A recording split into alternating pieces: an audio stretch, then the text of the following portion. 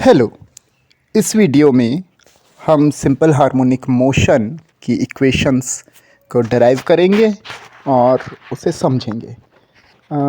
इसके लिए मैं circular motion, uniform circular motion का यूज़ कर रहा हूँ। यहाँ पे आपका क्वेश्चन हो सकता है कि यूनिफॉर्म सर्कुलर मोशन पीरियोडिक होता है, सिंपल हार्मोनिक नहीं। तो first I will explain this a little later on, but before that ये देखिए, एक ऑब्जेक्ट यूनिफॉर्म सर्कुलर मोशन कर रहा है v वेलोसिटी से a रेडियस के सर्कल में। a इसलिए चुना मैंने क्योंकि वो ही आगे चल के एम्पलीट्यूड बनेगा। ओके, और ये जो सर्कुलर मोशन है, आप देख सकते हैं कि P से वो P डैश पॉइंट पे पहुंचा जिसके कोऑर्डिनेट एक्स वाई हैं। यहाँ से एक प्रोजेक्शन अगर मैं ड्रॉ करूँ, यानी कि एक सिंपली परपेंडिकुलर उसके डायमीटर पे या एक्स एक्सिस पे अगर मैं ड्रॉ करूँ, तो जो एक राइट एंगल ट्राइंगल मिलता है। और यहाँ पे जो वो एंगल कवर कर चुका है वो थीटा है। इस थीटा का आगे हम टाइम के टर्म्स में, because it is time varying theta, तो उसको हम बाद में समझेंगे। लेकिन अब सवाल ये आता है कि ये uniform circular motion simple harmonic कैसे है। तो uniform circular motion simple harmonic नहीं है, पर उसका जो प्रोजेक्शन है डायमीटर पे या एक्स एक्सिस पे, वो सिंपल हार्मोनिक है। तो अगर मैं वाई एक्सिस बनाता हूँ एक स्ट्रेट लाइन के थ्रू मैं वाई एक्सिस बनाता हूँ, अगर आप इसे साइड से देखें, प्लेन के अलोंग देखें, तो आपको वो सर्कुलर नहीं दिखेगा, एक लाइन में दिखेगा, इस टाइप से ऊपर और नीचे जाता हुआ। बस let me explain you in a different way. ये देखिए, जिस ऑर्डर में बढ़ रहा है, फिर वापस जा रहा है, फिर अपोजिट जा रहा है, और फिर मीन पोजीशन पे आ जा रहा है, and it is going on and on and on. तो अगर आप उसे साइड से देखते हैं तो आपको वो वन डायमेंशनल मोशन नज़र आता है, और simple harmonic motion one dimensional ही होता है। और क्योंकि वो टू एंड फ्रो मोशन है। सो ओके, तो उसकी इक्वेशन बनाने के लिए हम ये रिलेशन देखिए, y upon a equal to sine theta understood है, तो y equal to A sine theta, ये उसकी पोजीशन की, या y एक्सिस में उसकी जो पोजीशन है या मीन पोजीशन के अराउंड वो जिस तरह से मूव कर रहा है, उसके लिए इक्वेशन हो गई। अब एंगुलर वेलोसिटी अगर ओमेगा है तो omega equal to theta upon t. यहाँ से हम थीटा निकालेंगे, जैसा मैंने पहले भी कहा था, ये टाइम डिपेंडेंट थीटा है। तो theta equal to omega T, so y equal to A sine omega T. और इस तरीके से हमारे पास सिंपल हार्मोनिक मोशन की इक्वेशन आ जाती है।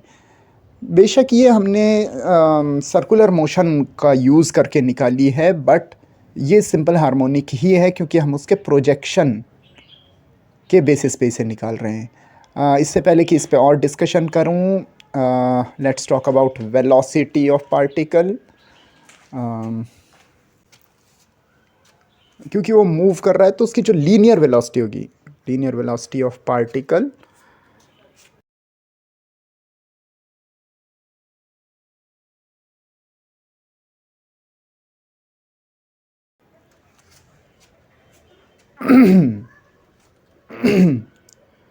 Sorry, in simple harmonic motion.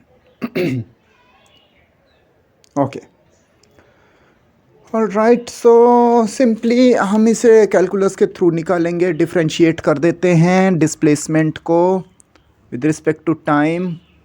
A sine omega T, इसका differentiation A is taken as a constant, it will be taken outside, और साइन ओमेगा टी का डिफ्रेंशिएशन हो जाएगा कॉस ओमेगा टी। ये याद रख लीजिएगा कैलकुलस की फार्मूलों की लिस्ट के थ्रू। लेकिन ये ओमेगा टी को फिर से हमें डिफ्रेंशिएट करना पड़ेगा। It is called chain rule. Actually वो कॉस टी होता तो साइन टी होता तो कॉस टी हो जाता बस, लेकिन वो साइन ओमेगा टी था तो इसलिए। So finally it becomes a omega cos omega T, ये वेलोसिटी हो गई। और अब हम एक्सेलरेशन निकालेंगे in simple harmonic motion, and once again acceleration equal to dv by dt।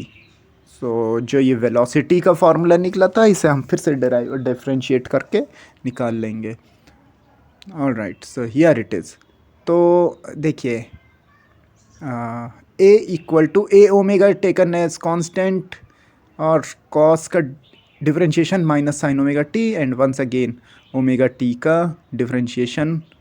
So A equal to ये ओमेगा टी का डिफरेंशिएशन ओमेगा हो जाएगा, पिछली बार भी ऐसे ही किया था हमने, तो ये ओमेगा स्क्वायर हो जाएगा अब, एंड माइनस ये आगे रख देते हैं। इसे मैं थोड़ा हाईलाइट कर देता हूँ,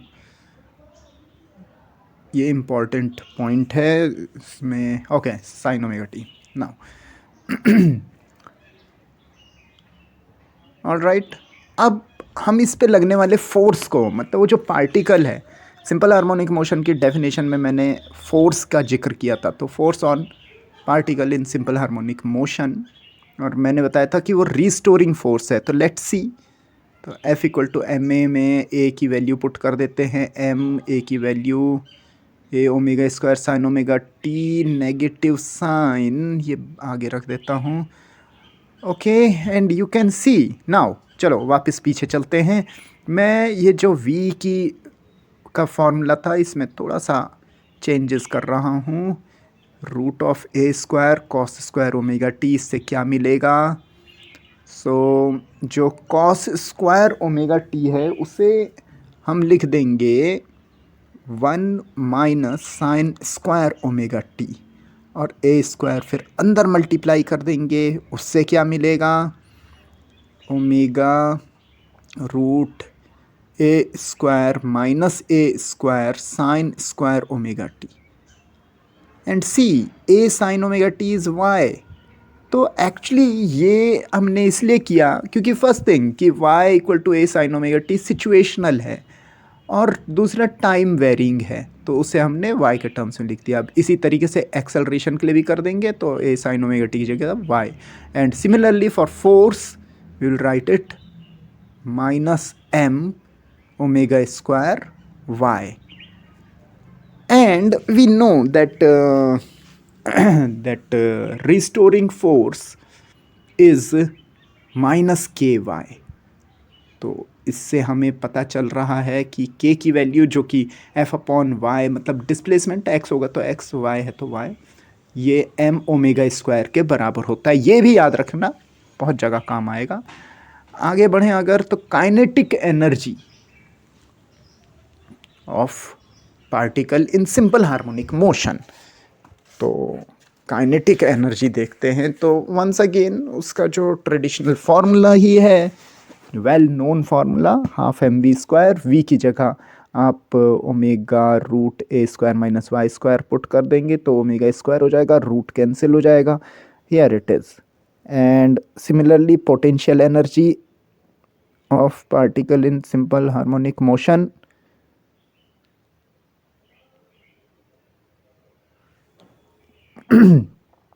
so it is integration of f dy।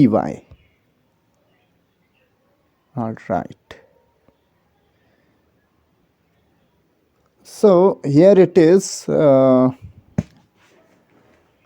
okay, तो जो f है, ये जो डेरिवेशन है, f की जगह हम ky रखते हैं, माइनस ky रखना चाहिए, लेकिन प्लस क्यों रखा है?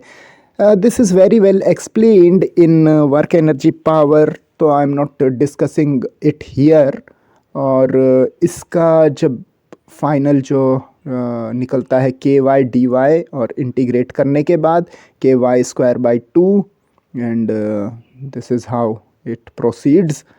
और इसी तरीके से इसकी जो टोटल एनर्जी निकलती है, तो दोनों को जब प्लस कर देंगे तो it will be K E plus P E equal to, दोनों को प्लस कर देंगे तो ये कांस्टेंट वैल्यू, तो जो हम कहते हैं mechanical energy constant. Okay, so once again I am taking another circular motion और लेट्स सी कि अगर हम किसी और डायरेक्शन से इसे ऑब्ज़र्व करते हैं तो क्या फ़र्क पड़ता है इन सारी इक्वेशंस पे। तो now if we observe it from vertical, अभी हमने एक्स एक्सिस के अलोंग देखा था, अब अगर हम इसे वाई एक्सिस के अलोंग ऑब्ज़र्व करें एंड यू कैन सी कि पी पॉइंट अब ऊपर है, पी डैश आगे बढ़ गया, here we have angle theta और सेम थिंग कि वो जो कोऑर्डिनेट हैं उसके एक्स वाई हो गए, एक्चुअली माइनस एक्स हो जाएगा इस समय, but I am interested in Y coordinate. Okay, so now this is radius A. Okay, और वैसे भी रेडियस से ज़्यादा वो जाएगा नहीं, और यही तो एम्पलीट्यूड भी होता है। सो this time if we relate y with a, so y upon a is cos theta this time, so y equal to a cos theta, so theta is omega t as usual। तो ये आ गया। इस समय y हमें cos के terms में मिला, तो देखते हैं v पे क्या फ़र्क पड़ेगा। तो हियर इट इज़, अगर हम डिफ्रेंशिएट कर देंगे तो कॉस का डिफ्रेंशिएशन होता है minus sine omega T and एक एक्स्ट्रा ओमेगा। क्यों आ रहा है ये मैं पीछे एक्सप्लेन कर चुका हूँ।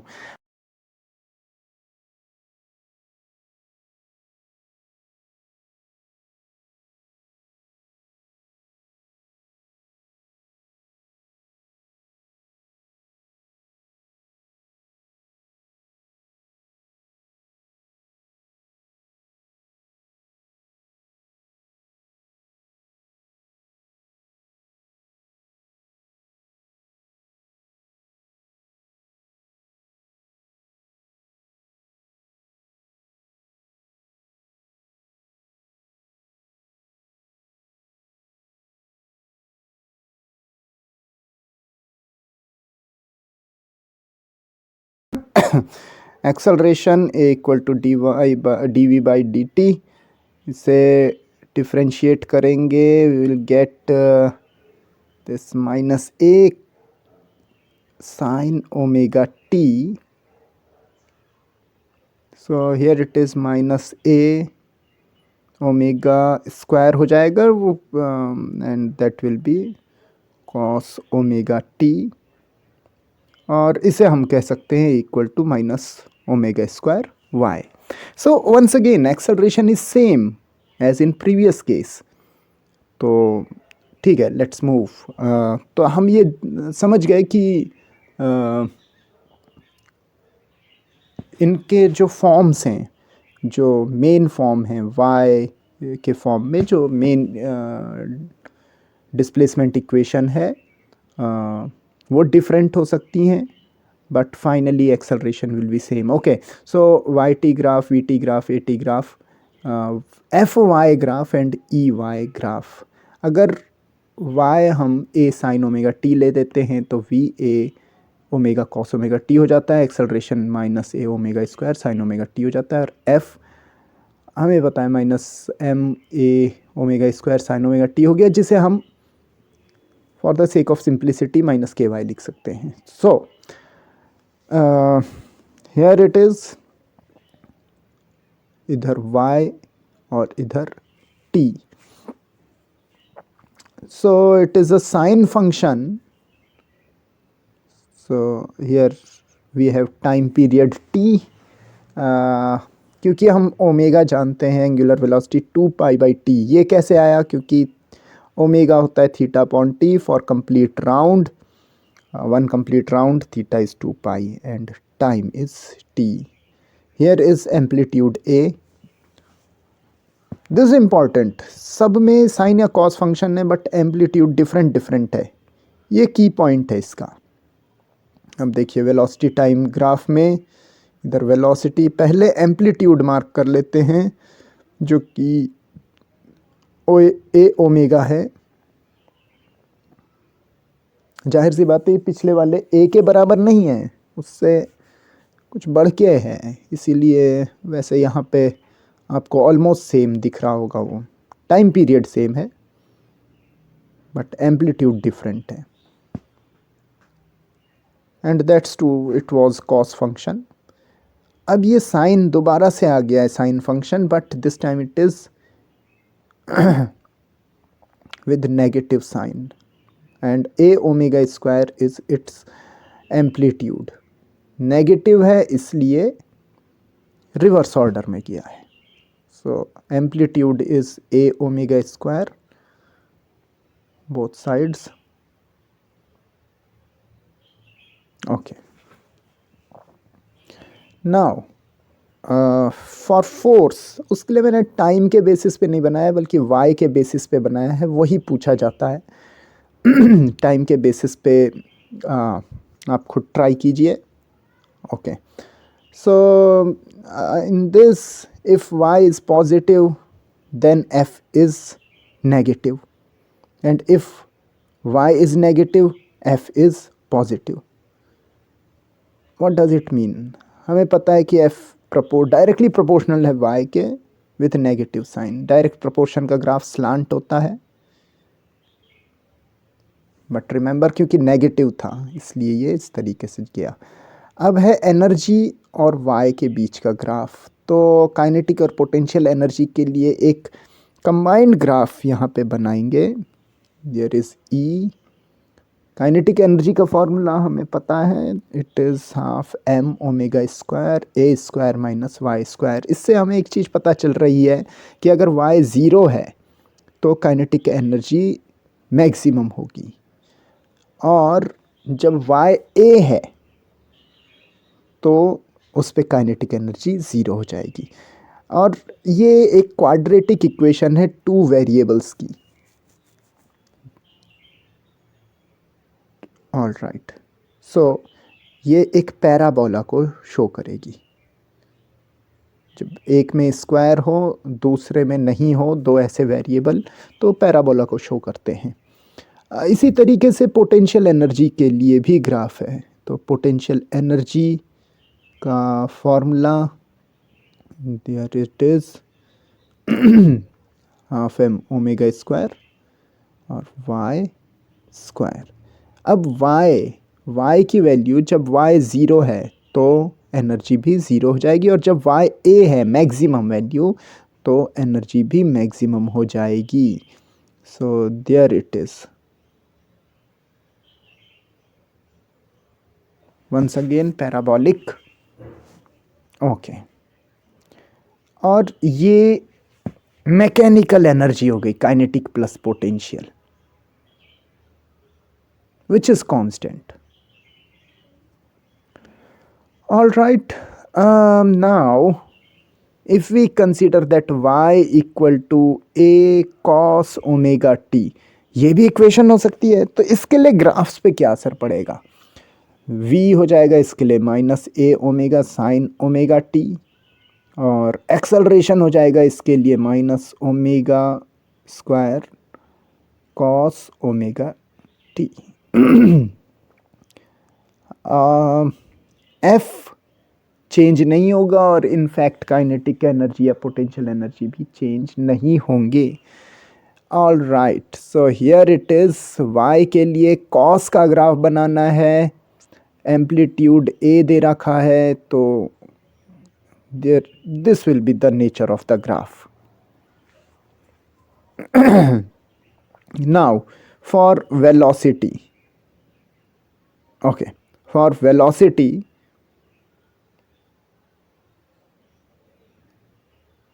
main thing is its amplitude and it is a sine function, remember।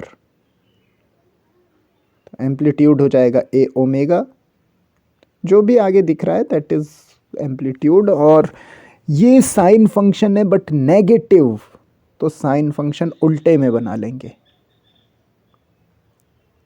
Time period वही है, टी ही है।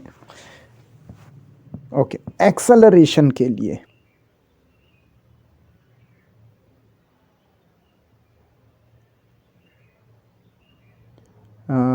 एम्पलीट्यूड ए ओमेगा स्क्वायर हो गया,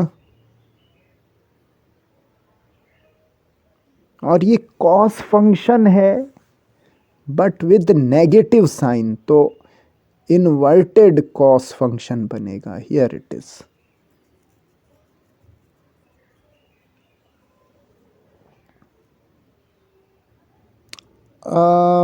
वाई के चेंज होने का एफ पे या काइनेटिक पोटेंशियल एनर्जी पे कोई फ़र्क नहीं पड़ेगा, वो क्योंकि वाई पे डिपेंड करते हैं, और वो चाहे कॉस फंक्शन हो या sine function, it is irrespective of that. Now एक छोटा सा डिस्कशन फेज़ के बारे में, which is very much important. Phase actual में जो आप साइन ओमेगा टी या कॉस ओमेगा टी दे रहे हैं, तो साइन के बाद का जो भी पार्ट है दैट इज़ फेज़, जो एंगल है वो फेज़ है। तो ओके, उसे समझने के लिए ये दो पेंडुलम हम ले लेते हैं, दोनों किसी एंगल पे थे और वहाँ से हमने रिलीज़ किया, तो वो उन दोनों की इनिशियल फेज़ था। और अभी वो कितना एंगल बना रहे हैं, वो उनका अभी का फेज़ है। तो हम कह सकते हैं कि phase is angular position. Then what is phase difference, तो अभी बात करेंगे उसमें। एक और कंडीशन ले लेते हैं, एक मीन पोजीशन पे था और एक एक्सट्रीम पोजीशन पे था, और हमने दोनों आइडेंटिकल मान लेते हैं, और दोनों को हमने रिलीज़ किया और इसको पुश किया। तो अगर हम वर्टिकल से को रेफरेंस माने, रेफरेंस एक्सिस माने, तो इसका इनिशियल फेज़ कुछ है, लेकिन दूसरे वाले का इनिशियल फेज़ 0 है। नेक्स्ट एक और सिचुएशन मानते हैं कि दो पेंडुलम हैं और दोनों अलग अलग एंगल से स्टार्ट करते हैं, और जब वो ऑसिलेशन स्टार्ट करते हैं तो उससे पहले दोनों के बीच अलग अलग फेज है वर्टिकल से। Now consider an interesting condition. एक पेंडुलम ये हो गया, उसे भी एक्सट्रीम पोजीशन से रिलीज़ किया, और उसने एक ऑसिलेशन कंप्लीट कर लिया है। ओके, तो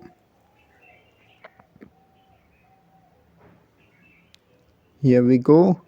एक और मैंने बना दिया, जिस समय उसने अपना एक टू एंड फ्रो करके वापस अपनी पोजीशन पे आ गया है और फिर अगली बार के लिए तैयार हो रहा है, तो उसे हम ऐसे दिखाएंगे, एक बार गया और फिर वापस आया, तो उसने 360, इसे हम एंगुलर वे में कहेंगे कि 360 कंप्लीट कर लिया है उसने। और मान के चलिए उसने एक राउंड और कंप्लीट कर लिया, तो यानी 720 कंप्लीट किया। लेकिन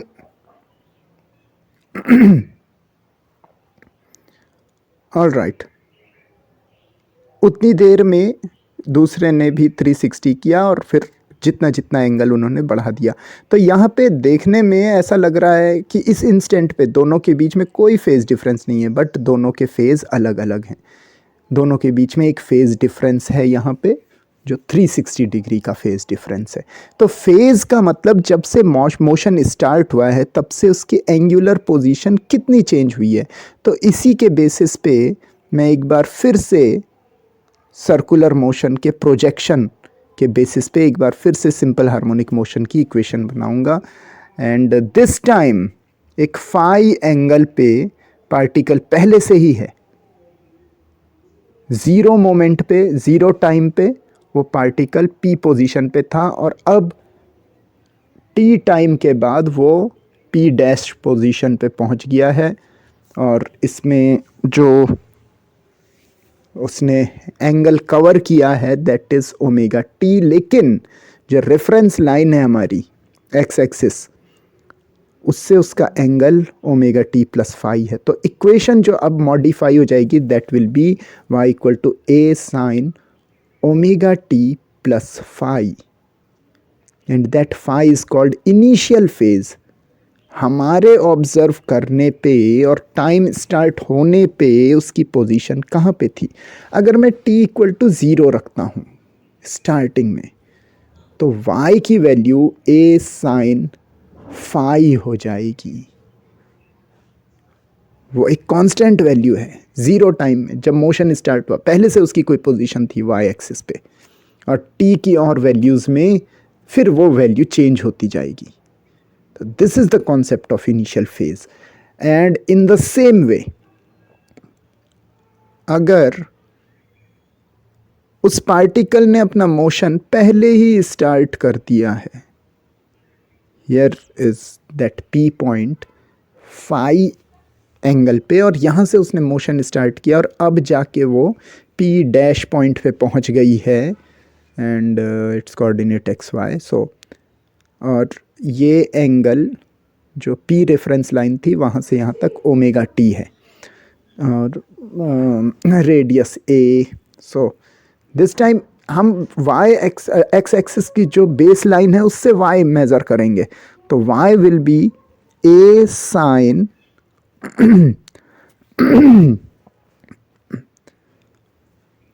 तो यहाँ पे देखिए ये जो y है वो हो जाएगा a साइन ओ ओमेगा टी पूरा यहाँ से, क्योंकि मोशन p पॉइंट से स्टार्ट हुआ है इसलिए p से लेना पड़ेगा। लेकिन जो एंगल ट्राइंगल जो वहाँ पे लिया जा रहा है उसके बेसिस पे अगर देखिए तो वो जो एंगल बचेगा वो ओमेगा टी माइनस फाई होगा। तो ये जो इक्वेशन बनेगी वो इस ट्राइंगल के बेसिस पे बनेगी, इसमें ओमेगा टी माइनस फाई करके निकाला जाएगा। अगर हम टी इक्वल टू ज़ीरो रखते हैं तो वाई की value A sine minus phi हो जाएगी, और साइन माइनस थीटा आपको पता है माइनस साइन थीटा, वैसे sine minus five minus minus में आएगी वैल्यू नेगेटिव, वाई की वैल्यू नेगेटिव होगी, जो कि दिख ही रहा है पी की पोजीशन नेगेटिव वाई एक्सिस में है। Well so the bottom line is कि जनरल इक्वेशन अगर हम बनाते हैं सिंपल हार्मोनिक मोशन की तो it can be y equal to A sine omega T plus phi, और y equal to A sine A cos omega T plus phi, और y equal to A sine omega T minus phi, और y equal to A cos omega T plus phi minus phi. तो ये क्यों है, actual में वो sign या cos का फंक्शन होना चाहिए, और प्लस फाई उसके बारे में बहुत कुछ और बता दे रहा है। तो एक कंडीशन और ले लेते हैं, y equal to A sine omega T plus B cos omega T. A भी हो सकता था, ए बी कर दिया, डजेंट मैटर। अब देखिए थोड़ा सा मैथमेटिकली हम इसमें कुछ मॉडिफिकेशंस कर सकते हैं। तो मैंने रूट ए स्क्वायर प्लस बी स्क्वायर से डिवाइड कर दिया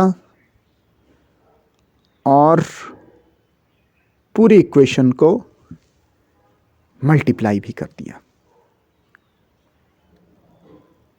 अब इसे हम देखते हैं, एक ट्राइंगल बना लें। तो राइट एंगल ट्राइंगल, और अगर फाई यहाँ पे लेते हैं हम तो so here we had this a upon root a square plus b square sin omega t plus b upon root a square plus b square cos omega t multiplied by root of a square plus b square. Now this is perpendicular upon hypotenuse, this is sine, so we will call it sin phi sin omega t, and similarly b upon this, so it is ये cos phi cos omega t or multiplied by root a square plus b square. Okay, cos A cos B plus sine A sine B, ये expansion होता है cos A minus B का। आप कह सकते हैं कि फाई माइनस ओमेगा टी भी तो हो सकता था, तो हो सकता था, और एक मैथमेटिकल वो है इसमें मैथमेटिकल रीज़न है कि ओमेगा टी माइनस फाइव लिखें या फाइव माइनस ओमेगा टी लिखें, कॉस की वैल्यू के साथ दोनों एक्सेप्टेड हैं। Why is it so? इसको थोड़ा सा आप फाइंड करें अपने आप। एक हिंट मैं दे देता हूँ कि कॉस माइनस थीटा किसके बराबर होता है, थिंक अबाउट इट। तो ये एम्पलीट्यूड के जैसा बन गया और ये इक्वेशन बन गई। अब इसी ट्राइंगल को आप फाई को यहाँ ना लेके यहाँ ले लें अगर, तो फिर तब ये हो जाएगा बेस अपॉन हाइपोटेन्यूज, तब ये हो जाएगा cos phi and sine omega T plus B upon, ये परपेंडिकुलर के जैसा बन गया, तो ये हो जाएगा sine phi cos omega T and multiplied by root of A square plus B square. तो ये हो गया साइन ए प्लस बी का फॉर्मूला। तो this will be A square plus B square sine omega T plus five. तो इससे हमने एक चीज़ देख ली कि sign omega T plus five या cos omega T plus five या माइनस फाइव, जो ये कॉम्बिनेशन होते हैं, ये हमें बताते हैं कि जो equation of simple harmonic motion है, it can have that combinational form of sine and cos together, but there is a condition कि उनका जो ये फेज़ वाला टर्म होना चाहिए दोनों का सेम होना चाहिए। ऐसा नहीं कि एक ओमेगा टी, हाँ दोनों ओमेगा टी, दोनों टू ओमेगा टी हों तो भी चल जाएगा, थ्री ओमेगा टी तो भी चल जाएगा, लेकिन एक ओमेगा टी और एक टू ओमेगा टी या कुछ और हो तो ये तब वो सिंपल हार्मोनिक मोशन नहीं होगा। So that's all.